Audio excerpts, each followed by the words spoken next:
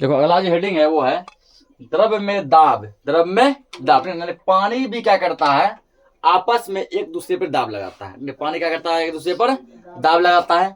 उसके बाद जब पानी एक दूसरे पर दाब लगाता है, जैसे मान लो ये कोई कंटेनर बर्तन है, उसमें मतलब पानी, ठीक ना, ये इधर धक्का मार रहा है, ये पानी किधर धक्का मार रहा है, इधर धक्का मार रहा है, दोनों पानी दूसरे से क्या कर रहा है, धक्का दे रहा है। और एक दूसरे धक्का देने के अलावा जिस कंटेनर में रखा हुआ, जिस बर्तन में रखा हुआ, ठीक है, उस बर्तन की दीवार को पानी क्या मारता है, धक्का मारता है। जैसे इतना बड़ा बाल्टी है, गिलास है, कोई भी चीज है, ठीक है, उसमें जो पानी रखा हुआ है, उस चारों बल जैसा गोलाई जो है, ठीक है, या फिर कोई जिस भी आकार का बर्तन हो, उसके चारों साइड पानी से क्या करता है, धक्का मारता है, ठीक ना। तो धक्का को हम लोग क्या कहते हैं, दाब कहते हैं। क्या कहते हैं, दाब। इस प्रयोग को जो ना, इस प्रयोग को जो एक वैज्ञानिक थे जिसका नाम था पास्कल। क्या नाम था, पास्कल। ये वही पास्कल है जिन्होंने दाब का खोज किया था, ठीक है ना। ये पास्कल कौन है, जिन्होंने किसका खोज किया था, दाब का खोज किया था, ठीक है ना। तो दाब का खोज करने के कारण ही जो है दाब का एसआई मात्रा क्या कहलाता है, पास्कल कहलाता है, ठीक है ना। दाब का एसआई मात्रा क्या कहलाता है, पास्कल कहलाता है, ठीक है ना। तो वही पास्कल जो जिसका पूरा नाम ब्लेज पास्कल है, वो भी एक और प्रयोग किए थे कि द्रव के अंदर भी जो है क्या होता है, तो द्रव के अंदर भी जो है ना, एक वो द्रव क्या करते हैं, दाब लगाते हैं। द्रव भी क्या करते हैं, अंदर में दाब लगाते हैं, ठीक है ना। तो इसके लिए पास्कल साहब क्या किए थे, एक प्रयोग किए थे। तो उस प्रयोग को समझने से पहले हम लोग क्या समझेंगे, पहले ये समझेंगे कि द्रव जो एक दूसरे पर दाब जो लगाता है उसका फॉर्मूला क्या निकलेगा, ठीक है। द्रव में दाब का फॉर्मूला क्या निकलेगा, उस फॉर्मूला को निकालने के बाद हम लोग समझेंगे कि पास्कल ने कौन सा प्रयोग किया था और किस प्रयोग के माध्यम से बताया कि द्रव भी क्या करता है, दाब लगाता है। पानी के अंदर भी दाब होता है। पहले इसका फॉर्मूला हम लोग निकालेंगे यहाँ पे।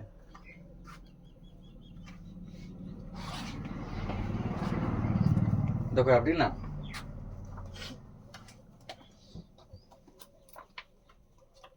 सही चल रहा है ना भाई, लिखना है, लिखना कि द्रव के दाब को अच्छी तरह समझने के लिए, द्रव के दाब को अच्छी तरह से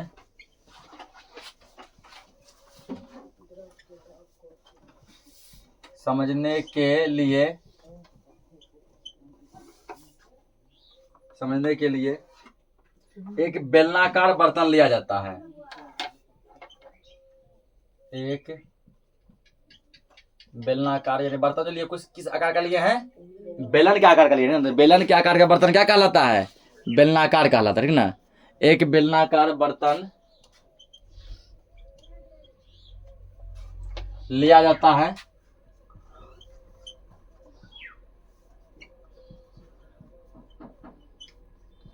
ले लिए, ठीक ना।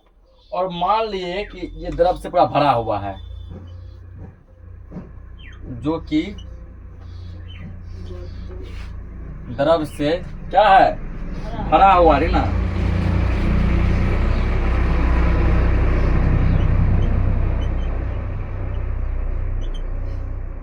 भरा हुआ है। तो यहाँ पे एक बर्तन का फिगर बनाएंगे जो कि पानी से क्या होना चाहिए, भरा रहना चाहिए, ठीक ना। तो कैसा बर्तन है, बेलन के जैसा ना,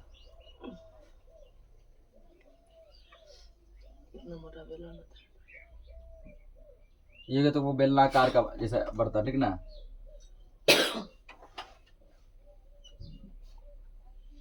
ये क्या हो गया, बेलनाकार, ठीक ना। इसमें मान लेते हैं पानी पूरा क्या भरा हुआ है।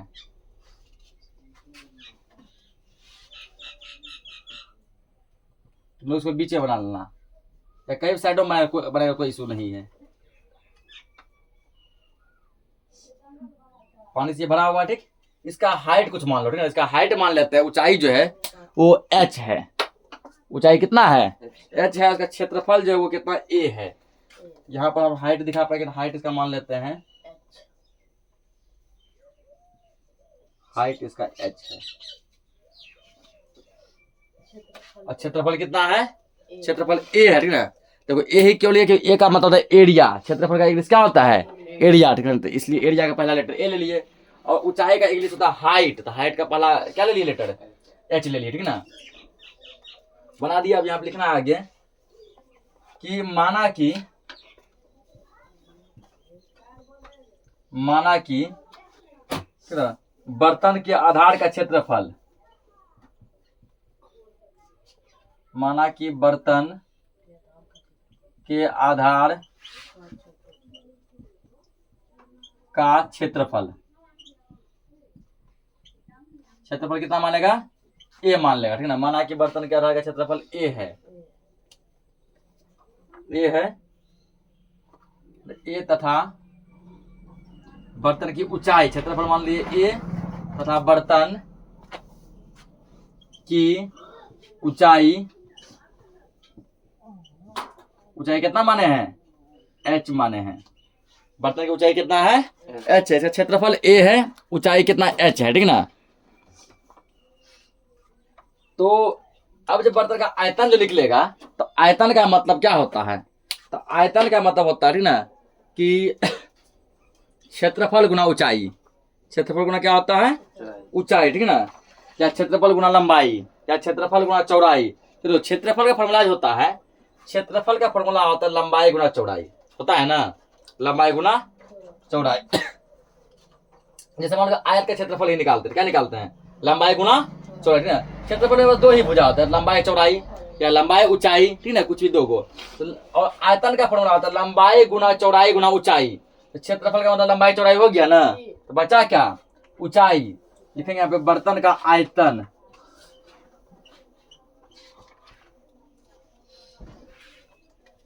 बर्तन का आयतन, आयतन बराबर तुमको हो जाएगा कि क्षेत्रफल गुना ऊंचाई, क्षेत्रफल गुना ऊंचाई।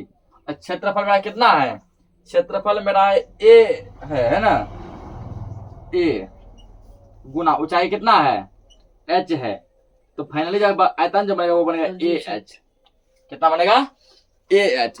जहां ए क्या है, जहां ए तुम्हारा क्षेत्रफल है और एच क्या है, एच तुम्हारा ऊंचाई है, हाइट है ना।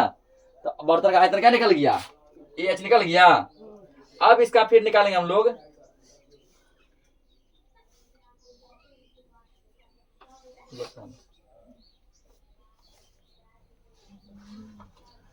मान लेते हैं कि इस बर्तन का घनत्व जो है ना डी है, कितना है,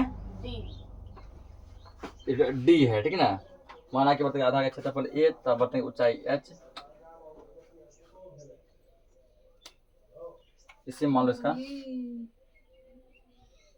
जगह यहाँ मान लो, एवं माना कि बर्तन के आधार का क्षेत्रफल ए तथा बर्तन की ऊंचाई एच, ठीक ना, बर्तन की ऊंचाई एच, एवं इसमें भरे गए द्रव का, इसमें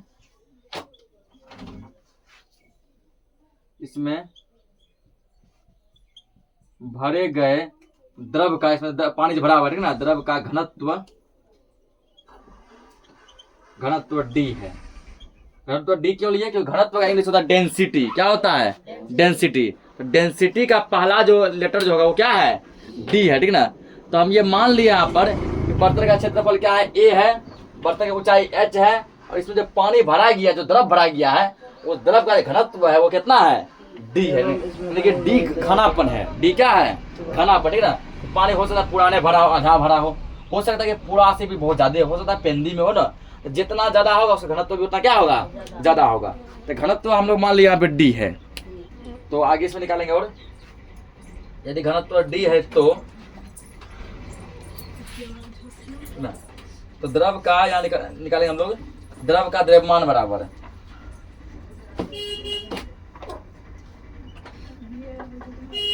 द्रव का द्रव्यमान बराबर, ठीक ना, द्रव्यमान यानी मास। तो मास बराबर फॉर्मूला जो होता है वो होता है आयतन गुना घनत्व,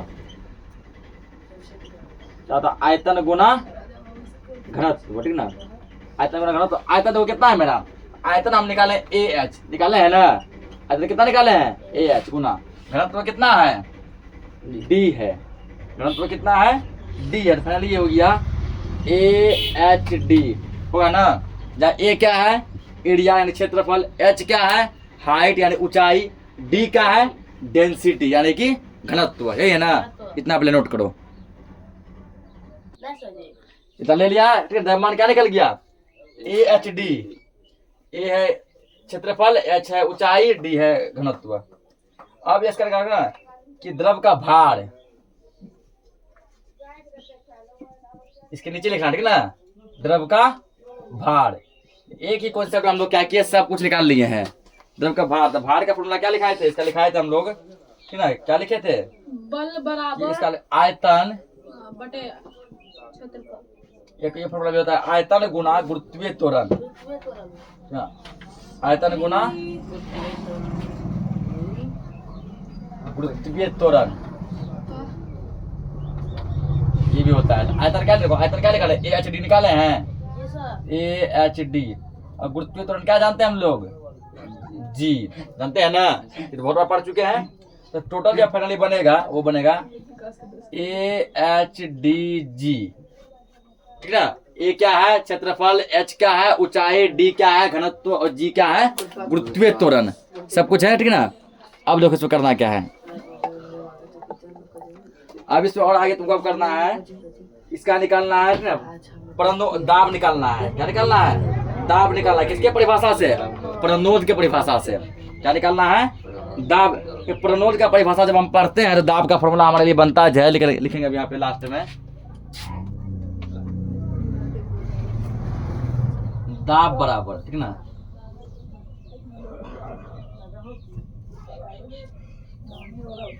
दाब बराबर, दाब का फॉर्मूला हम लोग क्या जानते हैं, प्रणोद के क्षेत्र में, प्रणोद के क्षेत्र में बताते हैं प्रणोद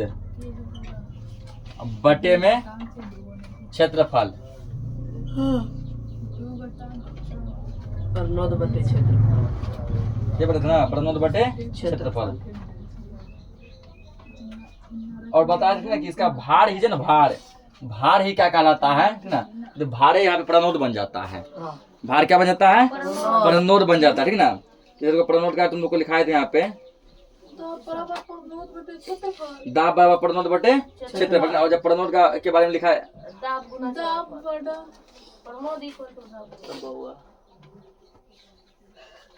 यहाँ पे तो क्या हो जाएगा, यहाँ पे प्रणोद तुम्हारा क्या करा जाएगा, प्रणोद हो जाएगा तुम्हारा यहाँ पे क्या, प्रणोद हो जाएगा तुम्हारा भार, प्रणोद क्या हो जाएगा, भार हो जाएगा, ठीक ना।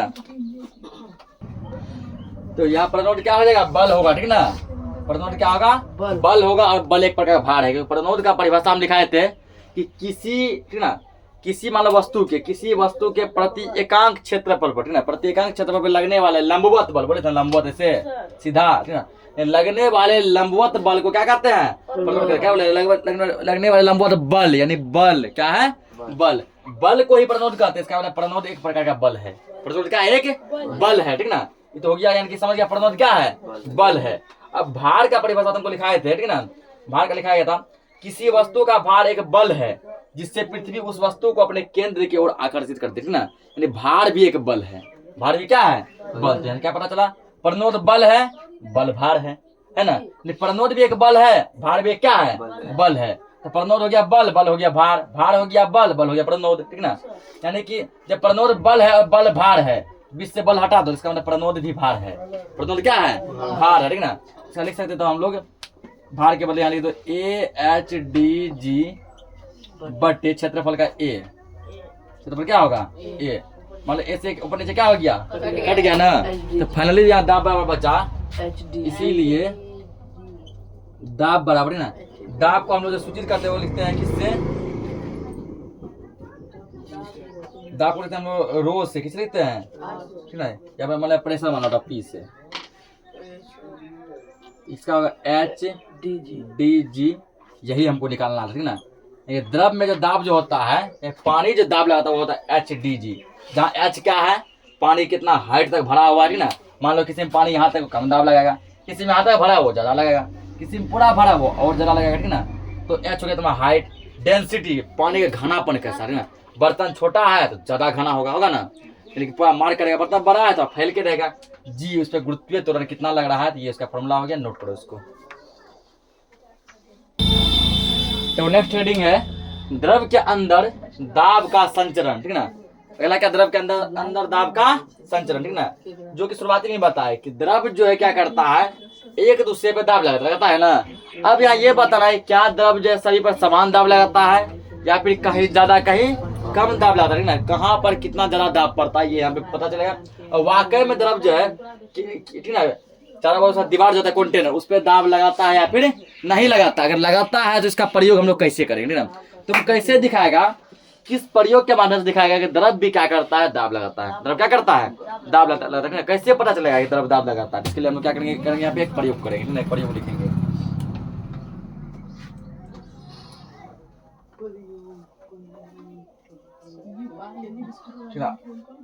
अब यहाँ लिखना है इसे प्रदर्शित करने के लिए, इसे मतलब किसी द्रव के अंदर जो है दाब ना लगता है या फिर नहीं, इसको दिखाने के लिए यहाँ लिखना है इसे प्रदर्शित,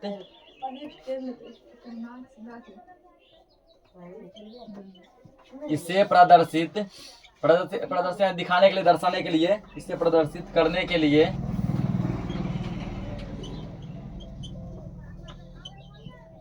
लिए एक पॉलीथीन का थैला लेकर, एक क्या लेंगे, पॉलीथीन, जिसमें हम लोग जो है ना किराना दुकान से कुछ सामान वगैरह लाते हैं ना, वही पॉलीथीन लेंगे।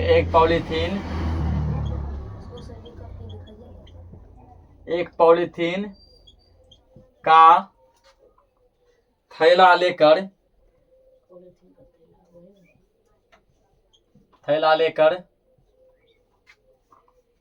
सुई की नोक से ना,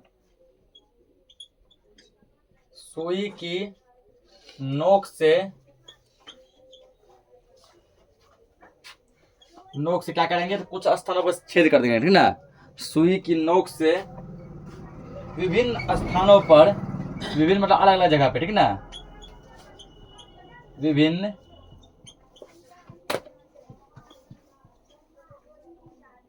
स्थानों पर 3 से 4 छेद कर दिया जाता है,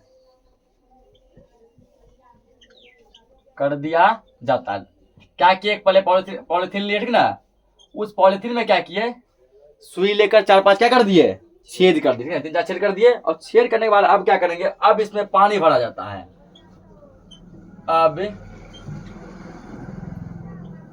इसमें पानी भरकर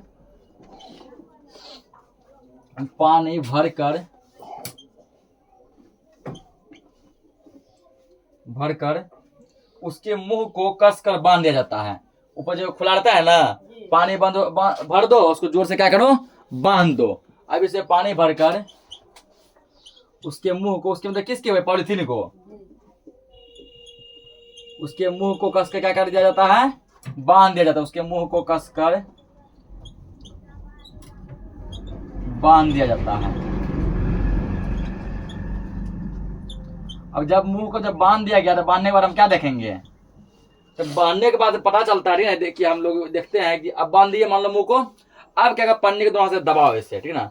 जब पन्नी के जब दोनों हाथ से दबाते हैं तो पता चलता है कि जितना भी छिड़के थे ना, उन सभी छेद से क्या निकल रहा है, पानी निकल रहा है। इसका मतलब इससे साफ जाहिर है, इससे स्पष्ट हो जाता है कि पानी जो है क्या करता है, ठीक ना, पानी क्या करता है, चारों बगल दीवार पर भी दाब लगाता है। अगर समझो ना, अपने वो बर्तन के दीवार पे, मतलब बर्तन जिसमें भी वो रखा गया है, ठीक ना, अगर मान लो कि डब्बा में रखा गया, डब्बा उसका बर्तन हुआ, गिलास में, बाल्टी में, लोटा में क्या रखा गया, तो वो उसका बर्तन हुआ, ठीक ना। पन्नी में रखा गया, उसका कंटेनर, बर्तन कौन हो गया, पन्नी हो गया, पॉलीथीन हो गया। तो जैसे दबाते पॉलीथीन के चारों भाग से क्या निकलने लगता है, पानी। इसमें साफ जाएगा, ठीक ना। इसका मतलब जो है पानी भी क्या करता है, एक दूसरे पे चारों साइड क्या लगाता है, दाब लगाता है। दाब नहीं लगाता ना, वो पानी कभी बाहर क्या होता, नहीं निकलता। इसका मतलब वो दीवार पे भी दाब लगाता है, बांध दिया जाता है ना। ठीक है, अब दोनों हाथों से चेंज करके लिखना है। अब दोनों हाथों से क्या किया जाता है, थैला को दबाया जाता है। अब दोनों हाथों से थैला को दबाने पर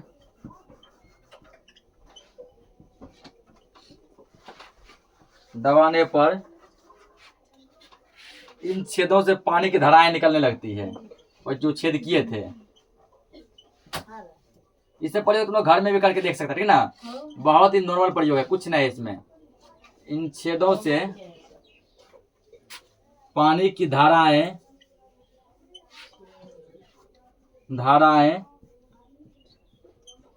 निकलने लगती है।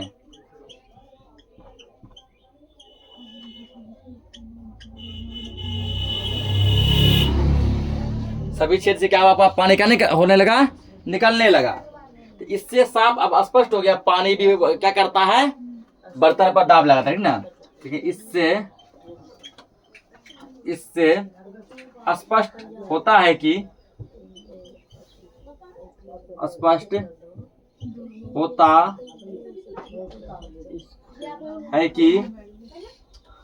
बंद द्रव पर बंद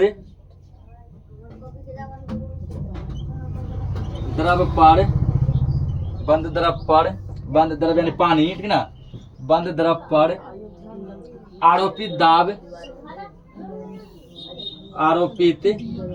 यानी कि लगाया गया दाब, ठीक ना, हम जो हाथों से लगाया जो दाब लगाए वही आरोपित दाब हर भाग में समान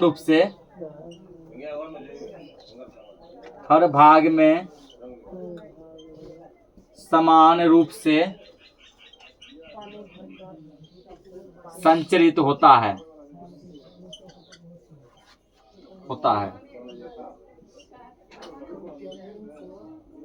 ठीक ना। हम लोग क्या देखते हैं कि हम लोग ये देखते हैं कि द्रव को किसी बर्तन में बंद कर दिए, ठीक ना, और जब छेद करके उसको दबाया गया तो दाब सभी जगह क्या हुआ, एक समान लगा, सभी जगह क्या लगा, एक समान लगा, ठीक ना। ये देखा जाता है। ये जो चैप्टर जो हम लोग पढ़ रहे हैं ना, इस चैप्टर का नाम है गुरुत्वाकर्षण। क्या नाम है, गुरुत्वाकर्षण, ठीक है, जिसके कारण इसमें दाब के बारे में उतना विशेष जानकारी नहीं दिया गया। अगर दाब के बारे में संपूर्ण जानकारी जानना है ना, तो ये 9th क्लास का बुक है। 9th से पहले जो बुक जो है साइंस का 8 का है ना, 8 के साइंस में जो है एक चैप्टर ही दिया, उस चैप्टर का ही नाम है दाब। चैप्टर का नाम है दाब, ठीक ना। उन चैप्टर में पूरा दाब के बारे में पूरे जो है पूरा गहराई में बताया गया, पूरे विशेष करके बताया गया कि बेलनाकार बर्तन में दाब कैसा लगेगा, गोलाकार बर्तन में कैसा लगेगा, उसके बाद जो है ना अलग अलग प्रकार दाब कैसा लगेगा, नीचे की ओर दाब कैसा लगेगा, ऊपर दाब कैसा लगेगा, बेलनाकार बर्तन में कहाँ ज्यादा कहाँ कम लगेगा, टोटल चीज को ना बड़ी बारीकी से बताया गया है। इसको पहले नोट करो, तो नोट कर लिया इसको क्लियर करते हैं, ठीक ना। तो अब जो है हम लोग क्या करेंगे, इस दाब तो हम लोग देख लिए। अब इसी दाब के संदर्भ में कि पानी भी क्या करता है, बर्तन पे दाब लगाता है, उसके लिए पास्कल साहब क्या किए थे, एक प्रयोग किए थे। पास्कल साहब क्या किए, एक प्रयोग किया और एक अपना वो नियम दिए थे। पास्कल का नियम क्या कहता है, अब हम लोग वो जानेंगे। तो अगला हेडिंग है क्या, पास्कल का नियम। क्या पास्कल का नियम, पास्कल साहब कौन सा नियम दिए थे, हल्ला मत करो। तो पास्कल साहब बोले थे कि मान के चलो कोई बर्तन है, ठीक ना, कोई मान लो क्या है, बर्तन है, जिस मान लो ये पॉलिथीन ले लिया, ठीक ना, या मान लो बैलून ले लिया, ठीक ना, तो बैगन लग रहा है नहीं रे, मान लो बैलून है, बांध दिया इसको, इसमें पूरा पानी भर दिया। एक छेद मान लो यहाँ है, यहाँ पे है, यहाँ है, यहाँ है, यहाँ।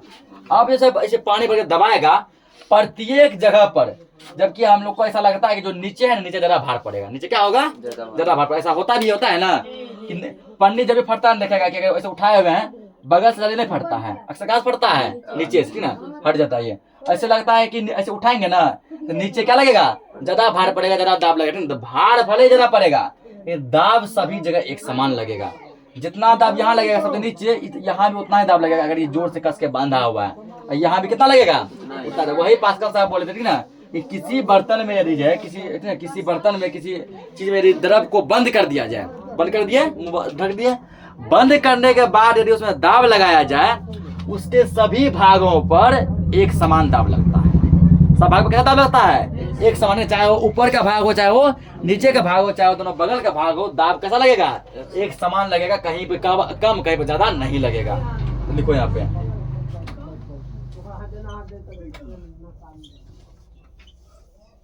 तो किसी भी इसको डबल इन्वर्टेड में, ठीक ना, क्योंकि पास्कल के द्वारा डायरेक्ट बोला गया है। किसी भी बंद द्रव के अंदर, किसी बंद द्रव के अंदर किसी भी भाग पर, किसी भी भाग पर आरोपित दाब, आरोपित यानी लगाया गया दाब, आरोपित दाब द्रव के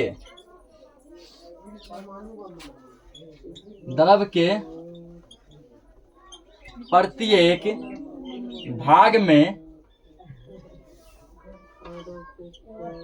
भाग में समान रूप से संचरित होता है।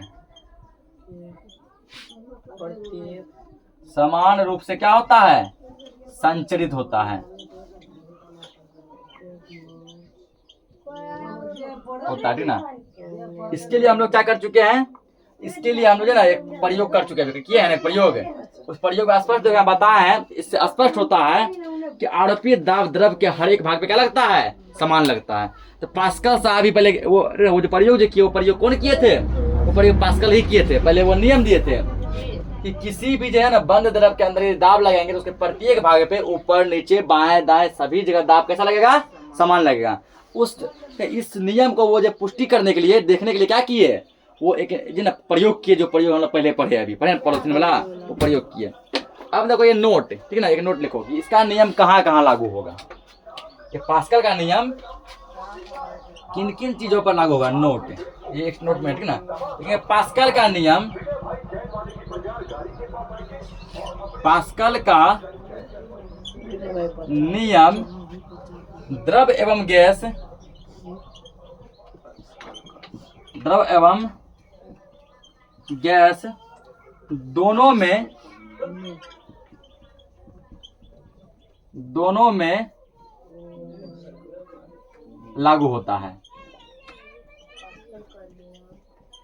इसका नियम जो है द्रव में भी लागू होता है, पानी में, और किस में लागू होता है? गैस में भी। मान लो किसी सिलेंडर में गैस भर दिया, ठीक ना, उस या फिर सिलेंडर छोड़ो, हवा भी एक प्रकार का क्या है? गैस है। हवा क्या है? गैस है, ठीक ना। अब क्या करो, एक बैलून लो, ठीक ना, उस बैलून में जो 4-5 तुम छेद कर दो, इसी प्रकार जैसे पॉलिथीन में किए थे, ठीक ना। तो पॉलिथीन में पहले हम लोग क्या भरे थे? पानी भरे थे ना। पानी नहीं भर के उस बैलून में क्या करो, 4-5 छेद कर दो, उसके बाद क्या करो, हवा भर दो। क्या भरो? हवा। क्या देखेगा? जितना भी छेद किए थे, ऊपर हो चाहे नीचे हो, बाएं हो चाहे दाएं हो, हर एक छेद से हवा निकलता है, और सभी छेद से देखेगा हवा बराबर निकलता है, ठीक ना। कहीं ज्यादा कहीं कम क्या होता है? नहीं निकलता। बस सब छेद सब एक बराबर होना चाहिए। अब जो छेद था बड़ा होगा वहां ज्यादा निकलेगा ना। अगर सभी जगहों पर एक समान छेद किया जाए तो क्या होता है ना, कि सब हवा निकलता है बाहर, वो सभी जगह कैसा निकलता है? एक समान निकलता है। इसलिए इसका नियम द्रव यानी पानी और गैस दोनों ही जगह क्या होता है? लागू होता है। आज के लिए क्लास को इतना ही रखते हैं।